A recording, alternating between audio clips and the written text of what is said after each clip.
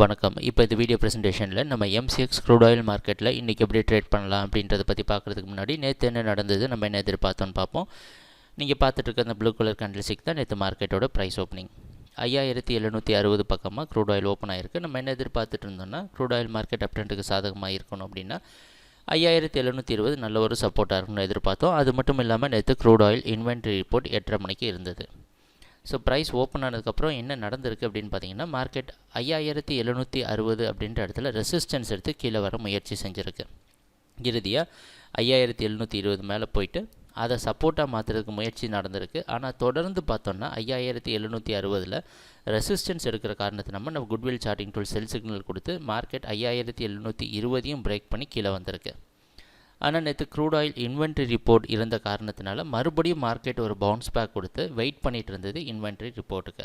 அது வரைக்கும் தொடர்ந்து கன்சாலிடேஷன் பார்த்துட்டு இருந்தோம். இந்த இடத்துல தான் இன்வென்ட்ரி ரிப்போர்ட் வந்தது. அதாவது இந்த இடத்துல வரல, 8:30 மணிக்கு தான் இன்வென்ட்ரி ரிப்போர்ட் வந்தது. ஆனால் இன்வென்ட்ரி ரிப்போர்ட் வந்ததுக்கப்புறம் பார்த்தோன்னா ஒரு பெரிய ப்ரைஸ் ஆக்ஷன் எதுவும் இல்லை. மார்க்கெட் கன்சாலிடேஷனையே தொடர்ந்து கண்டினியூ பண்ணிகிட்டு இருந்தது. ஏன்னா இன்வென்ட்ரி ரிப்போர்ட் பாசிட்டிவாக வந்திருந்ததுன்னா 5720 பிரேக் பண்ணிவிட்டு மேலே போயிருக்கும் க்ரூட் ஆயில் மார்க்கெட். ஆனால் அது நடக்கலை.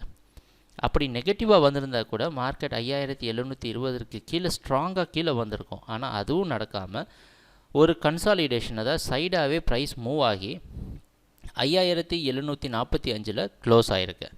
இது ஒரு நடுத்தர க்ளோசிங், ஒரு இக்கட்டான இடத்துல க்ளோஸ் ஆகிருக்கு. ஏன்னா 760 மேலே க்ளோஸ் ஆகிருந்தால் கண்டிப்பாக மார்க்கெட் பாசிட்டிவாக இருக்கும்னு எதிர்பார்த்துருக்கலாம். இதுக்கு கீழே க்ளோஸ் ஆகியிருந்தால் நெகட்டிவாக இருக்கும்னு எதிர்பார்த்துருக்கலாம். ஆனால் ரெண்டுத்துக்கும் நடுவில் க்ளோஸ் ஆகி நமக்கு ஒரு ட்விஸ்ட்டை கொடுத்துருக்கு க்ரூட் ஆயில் மார்க்கெட்டாக. சரி, இன்றைக்கி என்ன பண்ணலாம் அப்படின்னு பார்த்தோன்னா, இன்றைக்கி மார்க்கெட்டோட ப்ரைஸ் ஓப்பனிங் 5720 30க்குள்ளே ஓப்பன் ஆகிறதுக்கு வாய்ப்பு இருக்கிற மாதிரி வெளிநாட்டில் இருக்க நைமெக்ஸ் மார்க்கெட்டை வச்சு பார்க்குறப்ப நமக்கு தெரியுது. அந்த அடிப்படையில் நேற்று மார்க்கெட்டோட க்ளோசிங்கை விட கம்மியாக ஓப்பன் ஆகிறது செல்லர்ஸுக்கு சாதகமான ஒரு வாய்ப்பை கொடுக்குறனால நம்மளுடைய திட்டத்தில் ஒரு மாற்றம் கொண்டு வந்திருக்கிறோம். என்னென்னா 5720 விட்டு மேலே போனால் மட்டுமே க்ரூட் ஆயில் மார்க்கெட் பையிங்க்கு சாதகமாக இருக்கும். அப்படி 5760 விட்டு மேலே போயிடுச்சுன்னா 5720க்கு கீழே ஸ்டாப் லாஸ் வச்சு பை பண்ணலாம். ஏன்னா இது ரெண்டு கன்சாலிடேஷன் ஜோன்.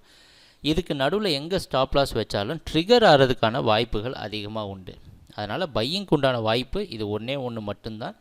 இப்படி நடந்ததுன்னா மார்க்கெட் பையிங்க்கு போகணும்னு எதிர்பார்க்கலாம்.